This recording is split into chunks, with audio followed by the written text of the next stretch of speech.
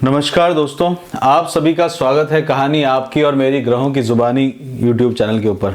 इसमें आज जो हम लोग बात करेंगे धनु लग्न के लिए करेंगे, कैसा रहेगा 3 जनवरी से 9 जनवरी तक का समय। इसमें जो आपके लग्नाधिपति हैं वो आपके तीसरे स्थान में आए हुए हैं गुरु आपके 3rd हाउस के अंदर में आए हुए हैं। उपचय स्थान रहता है तीसरा स्थान रहता है, पराक्रम का स्थान भी रहता है और अपनी स्ट्रेंथ के लिए भी रहता है। और कई बार तीसरा स्थान जो है आपके घर से आपको दूर भी लेके जाता है। आपका घर है, यहाँ से आपको दूर भी लेके जाता है। तीसरे स्थान को इस तरह से भी यात्राएं भी लेके आता है, छोटी मोटी यात्राएं। और आपके लिए मंगल जो है त्रिकोण के स्वामी है, वो आपके 12वें स्थान में बैठे हुए हैं, अपनी ही राशि के अंदर में बैठे हुए हैं। तो विपरीत राजयोग क्रिएट करते हैं, खर्चा जरूर बनाते हैं बट उस खर्चे से आपको खुशी मिलती है। और इस तरह का एक कंट्रोल ऑन एक्सपेंडिचर करने का आपको एक समय देखने को मिलेगा। साथ के साथ में अपने मान सम्मान के प्रति आपको एक केंद्रित करने का रहेगा। सूर्य आपके लग्न में आके बैठे हुए हैं, पूर्वाषाढ़ा नक्षत्र में है। पूर्वाषाढ़ा नक्षत्र जो है वो शुक्र का नक्षत्र है। शुक्र जो है वक्री अवस्था में है और शुक्र आपके लिए सबसे बड़े शत्रुओं में आते हैं। शुक्र आपके लिए 6ठे स्थान के स्वामी भी हैं, साथ के साथ में आपके 11वें स्थान के स्वामी भी हैं। आपके मित्रों के मित्र साथ के साथ में आपके लिए 6ठे स्थान के स्वामी भी वो रहते हैं। तो कई बार आपके जीवन में मित्र शत्रु बन जाते हैं और शत्रुओं के मित्र जो है वो आपके मित्र बन जाते हैं। आपका जो है एक तरह का मस्कुलाइन नेचर रहता है। आप गुरु की राशि होने के कारण आपका खुद का कोई शत्रु नहीं है, बट आप कन्वर्ट कर लेते हैं शत्रुओं को अपने पक्ष के अंदर में। पैसिव तरीके से आपका करने का तरीका रहता है। शत्रुओं पर विजय प्राप्त करने वाला आपका रहता है, क्योंकि लक्ष्य के ऊपर में आपका बहुत बड़ा फोकस रहता है। आप लक्ष्य के अंदर में हमेशा टारगेट किए रहते हैं कि धनु का अगर आप सिंबल देखते हैं तो धनुष लिए हुए एक व्यक्ति आकाश की तरफ में, ऊंचे एम की तरफ में हमेशा लेता रहता है। तो आपका जो राशि है वो 9वें स्थान की राशि रहती है काल पुरुष में। वो जो रहती है दिन भर की जो दिनचर्या रहती है, जीवन भर की दिनचर्याओं से एक आगे स्टेप लेके आप सोचने का आपको बुद्धि मिलती है। आपको एक समाज के अंदर में उस तरह की प्रतिष्ठा देखने को मिलती है। साथ के साथ में भाग्य का सपोर्ट आपको बहुत मिलता है। भाग्य के अंदर में आपको एक अपॉर्चुनिटी आपको देखने को मिलती है। गुरु आपके लिए 8वें स्थान के स्वामी होते हैं। यहाँ पे 8वें स्थान में उच्च के होते हैं बेसिकली। तो उच्च के होने के कारण आपके लिए क्यों रहता है, आपके भाग्य को व्यय होने से वो रोकते हैं। गुरु जो है आपका ये भाग्य का स्थान है और वहां के व्यय को वो रोकने का कोशिश करते हैं। तो आपका लक आपको बहुत सहायता देता है। साथ के साथ में ईश्वरीय वंदना से आपको सुख मिलता है, क्योंकि 4th हाउस के अंदर में भी आपके गुरु की राशि आती है। और आप बहुत समय से सोच रहे हैं संतान के लिए ग्रोथ का, अपने बिजनेस के अंदर में, अपने काम के अंदर में ग्रोथ के बारे में सोच रहे हैं, धन की स्थिति के बारे में सोच रहे हैं। तो ये सप्ताह आपके लिए कैसा रहने वाला है उस पर हम लोग बात करते हैं। इसमें शनि जो है वो आपके 2nd हाउस में, शनि वाणी के कारक भी हैं। आपके वाणी के अंदर में एकदम आप स्ट्रेट सच बोलते हैं, कठोरता दिखती है सामने वाले को और वो आपका एकदम स्ट्रेट व्यू जाता है। और शनि 2nd हाउस में रहने के कारण धन के अंदर में कंट्रोल करना, कुटुंब के अंदर में किसी भी बात को आप एकदम से रिएक्ट देंगे और एकदम सटीक आंसर देंगे, स्ट्रेट आंसर देंगे ना। इसके अंदर में आप इधर उधर की कोई दूसरी बात आपको नहीं देखने को मिलेगी। वहां पे आपके कर्म स्थान के स्वामी यानी कि कर्मेश जो है बुध, वो आपके 2nd हाउस के अंदर में आ रखे हैं, धन के स्थान के अंदर में आ रखे हैं। तो कर्म के अंदर में धन की प्राप्ति को लेके वो आते हैं। मंगल आपके केतु के साथ में बैठे हुए। केतु आध्यात्म के कारक रहते हैं और आपकी जो राशि है वो आध्यात्म से बहुत एसोसिएटेड है। और केतु जो है आध्यात्म से जोड़ने वाला आपको समय। मेटेरियलिस्टिक लाइफ के अंदर में, संसारी जीवन के अंदर में उतना लाभ आपको ना देखने को मिले, बट आपके अपने अंदर में आध्यात्म की वृद्धि होते हुए आप देखेंगे। शत्रुओं पे विजय प्राप्त करने वाला स्थान के अंदर में राहु बैठे हुए, रोग ऋण और शत्रुओं के ऊपर में। शत्रुओं का बढ़ना आप देख रहे हैं, शत्रुओं को आप पहचान पा रहे हैं, उनको आप एड्रेस कर रहे हैं और उनके ऊपर में आपका समय जो है व्यतीत होते हुए आपको दिख रहा है। चंद्रमा की पोजीशन से समझते हैं। चंद्रमा जो है मकर राशि में यानी कि पूर्वाषाढ़ा नक्षत्र में रहेंगे और वो आप एक तरह का मिटिगेशन का प्लान इस समय करेंगे अपने घर के अंदर में, कुटुंब के अंदर में, कर्म क्षेत्र के अंदर में। साथ के साथ में अपने पड़ोस और परिवार से रिलेटेड आप जो है किसी तरह का मिटिगेशन प्लान आपके बीच में रहेगा। इन लॉस के अंदर में मिटिगेशन का प्लान आप करते रहेंगे। कुछ ऑब्स्टिकल्स आएंगे, अनप्लेजेंट सर्कमस्टेंसेज आएंगे, उनको ओवरकम करने के लिए आपका जो है 3 जनवरी का समय रहने वाला है। 4 जनवरी को तारीख में चंद्रमा उत्तराषाढ़ा नक्षत्र में जाएंगे। उत्तराषाढ़ा नक्षत्र के अंदर में आप अपने जो आपके अंदर में गुडनेस है, काइंडनेस है, काइंड बहुत होते हैं, आप हृदय से बहुत काइंड होते हैं कि गुरु की राशि आती है, तो काइंडनेस के कारण आप जो है एक अपने कार्य के अंदर में नई शुरुआत लेते हुए आएंगे। नया एक घर के साथ में, परिवार के साथ में, कुटुंब के साथ में आपका समय व्यतीत होते हुए आप देखेंगे। 5 तारीख को आप देखेंगे, 5 जनवरी को तो आपके श्रवण नक्षत्र में चंद्रमा जाएंगे। श्रवण नक्षत्र में आप जो है किसी तरह की यात्राएं आपके लिए आ सकती है। 5 तारीख को आप यात्राएं कर सकते हैं। साथ के साथ में चीज़ों को ठीक करने के लिए, प्रिजर्व करने के लिए आपका जो समय, इस समय आपको रहेगा। और अपने श्रवण नक्षत्र शनि का नक्षत्र भी है, तो धन के लिए, धन का व्यय, थोड़ा सा आपके अंदर में एक जिद्दीपन सा भी जो है वो भी चीज लेके आएगी। और एक मारक स्थान के अंदर में चंद्रमा का मूवमेंट चल रहा है, तो एक तरह से काफी स्ट्रिक्ट होते हुए आप अपने आप को देखेंगे। चीजें इधर की उधर सिचुएशन को क्रिएट होगी, तो आपको मतलब अपने आप को जिद के ऊपर में किसी चीज को लेने के बारे में आप सोचेंगे। हो सकता है इन लॉस के अंदर में देखें, या साथ के साथ में अपने परिवार के अंदर में एक जिद आपके दिमाग में आपको लेके आएगी, वाणी में देखने को मिलेगी।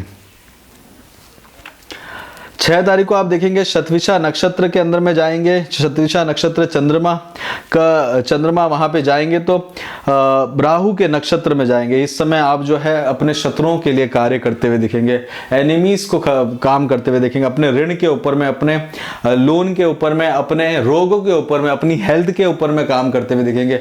हो सकता है हॉस्पिटल वगैरह के अंदर में भी आपको व्यय करने की आवश्यकता देखने को मिले। तो यहाँ पे आपका जो है एक तरह से बाउंड्रीज आपको डिफाइन करनी पड़ेगी। जितना भी आपने स्ट्रेंथ आप लिए हैं उसके ऊपर में आप काम करते हुए दिखेंगे। यहाँ पे गुरु और चंद्रमा का आपस में कंजक्शन भी होगा। तृतीय स्थान में, उपचय स्थान के अंदर में है, तो एफर्ट्स बहुत ज़्यादा करने पड़ेंगे। जो काम आपके पहले कहने से हो जाते थे, उसके लिए खुद उठने की आवश्यकता आपको देखने को मिलेगी। काल सर्व योग जो बना हुआ है वो आपके लिए व्यय स्थान और आपके शत्रुओं के स्थान में, ऋण के स्थान में बना हुआ है, तो उसमें आप अप एंड डाउन देखने को आपको मिलेगा। चंद्रमा उसके बाद में पूर्वा भाद्रपद नक्षत्र के अंदर में जाएंगे। पूर्वा भाद्रपद नक्षत्र है जो आपका जो फोकस जाएगा वो एक तरह से अग्नि से संबंध रखता है, गर्मी से संबंध रखता है। और इस समय में आप रिव्यू करेंगे चीज़ों को, आगे और पीछे का 2 फेस रहते हैं। ये एक तरह से अजाय एक पद से संबंध रखता है। इसमें क्या होता है, इसके 2 फेस रहते हैं, प्रीवियस लाइफ को देखना और आगे की जिंदगी को देखना। तो इस समय में आप प्लानिंग करेंगे अपने आगे का और अपने पीछे के फीडबैक लेके, उस दिन आपका प्लान देखने को आपको मिलेगा। तो पूर्व में जो आपका भाद्रपद है, उस तरह की आपकी जो अवस्था रहेगी वो रहेगी। ये रुद्र से संबंधित नक्षत्र है और अग्नि से संबंधित नक्षत्र रहता है। अग्नि से संबंधित हो सकता है आपको किसी तरह का हवन करके कार्यक्रम के अंदर में इन्वॉल्व होने का मौका मिले, आध्यात्म के अंदर में इन्वॉल्व होने का, या किसी मंदिर के अंदर में या यात्रा करने का आपको मौका मिल सकता है। किसी तरह की प्रतिष्ठा भी आपकी अचानक से आपको मिल सकती है, बढ़ सकती है, क्योंकि आपका जीवन के अंदर में ये बहुत गुरु का जो मूवमेंट रहेगा ये आपको सपोर्ट करते हुए दिखेगा।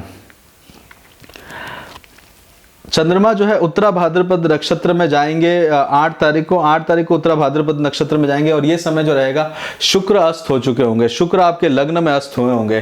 तो किसी भी तरह के थॉट प्रोसेस को अंदर में, नेगेटिव थॉट प्रोसेस से बचने का कोशिश करेगा, अदरवाइज शत्रु आपके ऊपर में प्रबल होते हुए दिखेंगे। और ये समय जो होगा वो आपको नुकसान देने वाला होगा। इसमें शुक्र जो है आपके लिए अष्टम स्थान के स्वामी है, हेल्थ के ऊपर में इंपैक्ट लेके आते हैं, मान सम्मान के अंदर में इंपैक्ट लेके आएंगे।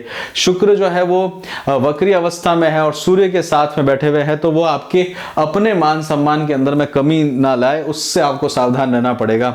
और एक तरह का शुक्र वहां पे आपको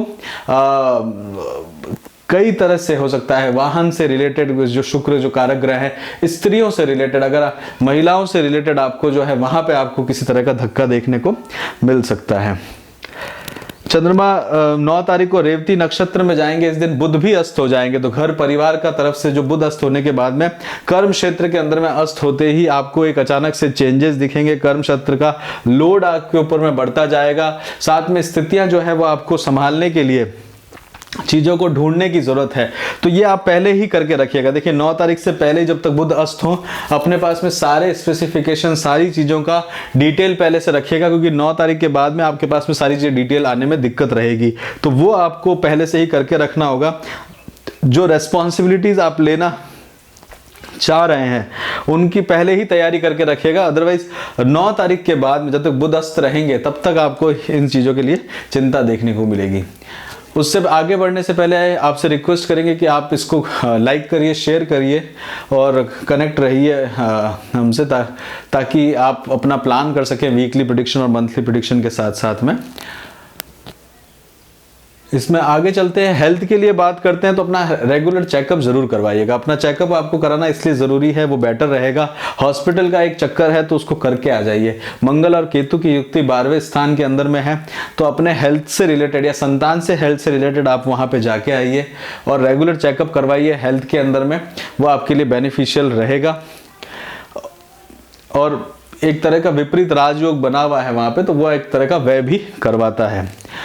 12वां स्थान जो रहता है बेडरूम से रिलेटेड भी रहता है, तो वहाँ पे भी वो व्यय करवाता है। एजुकेशन जो है, एजुकेशन के अंदर में आपको थोड़े एफर्ट्स करने की ज़्यादा ज़रूरत पड़ेगी, थोड़ा फोकस होने की ज़्यादा ज़रूरत पड़ेगी। इमोशनली जो है आपको, अगर आप किसी तरह का एजुकेशन ख़त्म कर रहे हैं तब तो ठीक है, अदरवाइज़ आपको एजुकेशन के अंदर में बहुत मेहनत करने की और फोकस करने की ज़रूरत पड़ेगी। कई बार आपको ये भी रह सकता है कि उसके अंदर में आपको नए रास्ते भी देखने को मिले जब आप एफर्ट्स कर रहे होंगे, क्योंकि पंचम स्थान का, नवम स्थान के स्वामी जो है वो आपके लग्न में आया, तो वहाँ पर आपके भाग्य का सपोर्ट आपको देखने को मिलेगा। पर शुक्र साथ में बैठा हुआ है तो हो सकता है कुछ हिडन चीजें आपसे बच जाए, उनसे सावधान रहने की जरूरत है। शादी के लिए प्लान कर रहे हैं तो आपका समय अभी चल रहा है, परंतु शुक्र अभी वक्री हैं, तो इस समय में थोड़ा सा सप्तम दृष्टि से वहां पे देख रहे हैं, और वो आपको क्या है कि एक तरह का राजयोग देने में कोशिश में लगे हुए हैं। तो शादी के अंदर में अगर आप चल रहे हैं तो शादी का प्लान आप इस समय में कर सकते हैं। प्रेम के बारे में आप देख रहे हैं तो आप बहुत ज़्यादा इन्वॉल्व होते हुए दिखेंगे। आपका पूरा फोकस अपने प्रेम के अंदर में रहेगा, जिससे आपका अटैचमेंट है, चाहे संतान के प्रति अटैचमेंट हो, चाहे आपका खुद का कहीं पे अटैचमेंट हो, तो वहां पे आप बहुत अटैच होते हुए दिखेंगे और वहां पे आप उन चीज़ों को बहुत ज़्यादा तेज़ी से इस समय में निकालते हुए अपने आप को फिजिकली, मेंटली और अपना आर्थिक रूप से उसमें व्यय करते हुए दिखेंगे। जॉब के अंदर में ज़्यादा आपको परेशानी नहीं दिखेगी, बट हाँ ये रहेगा कि वहाँ के जो कर्म क्षेत्र के जो शत्रु हैं वहाँ पे आप कार्य करते हुए रहेंगे और कर्म क्षेत्र के शत्रुओं को आप पैसिव करने की कोशिश करते रहेंगे। साथ के साथ में कर्म क्षेत्र के अंदर में जो आपकी ग्रोथ के बीच में आ रहे हैं उनको आप एड्रेस करने का इस समय में, इस सप्ताह में समय निकालेंगे। बिजनेस के अंदर में क्या है कि आप बिजनेस के अंदर में अपने परिवारजनों का सपोर्ट लेते हैं तो ग्रोथ आप देख सकते हैं। परिवार का सपोर्ट जो है वो थोड़ा सा आपको कम देखने को मिलता है, क्योंकि शनि की राशि वहाँ पे आती है। पर यह है कि अगर आप वहाँ पे लेते हैं और सपोर्ट लेने का कोशिश करते हैं, दूर से अगर किसी संबंधी से सपोर्ट लेते हैं तो वो आपको कुटुंब के अंदर में बेनिफिट लेके आएगा। बाकी आप जो है संभाल के उसको करिएगा। देखिए शनि जो है वो धन को कमी लेके आता है, धन को माइनस करता है। अपनी ही राशि के अंदर में है तो वो और इफेक्ट लेके आता है। आपकी 7.5 जो है वो चल ही रही है, अभी खत्म नहीं हुई है। तो शनि का जो मुख है वो आपके लग्न पर है और पांव जो है वो गुरु के ऊपर में रखे हुए, और गुरु को ये अपमान पसंद नहीं है, तो वो चीज ध्यान देने की जरूरत है। स्टॉक के अंदर में आप देखते हैं तो एक सडन प्रॉफिट आपको बीच में कर सकते हैं, क्योंकि राहु की दृष्टि है आपके कर्म क्षेत्र के अंदर में, साथ के साथ में शुक्र जो है वो वक्री अवस्था में चल रहा है, तो एक सडन बेनिफिट आपको लेके आ सकता है। इसी के साथ ही यहीं पे बात रोकते हैं धनु लग्न का। आपको पसंद आया तो लाइक करिए, शेयर करिए, सब्सक्राइब करिए, अपना खूब ध्यान रखिए, खुश रहिए। जय श्री राम।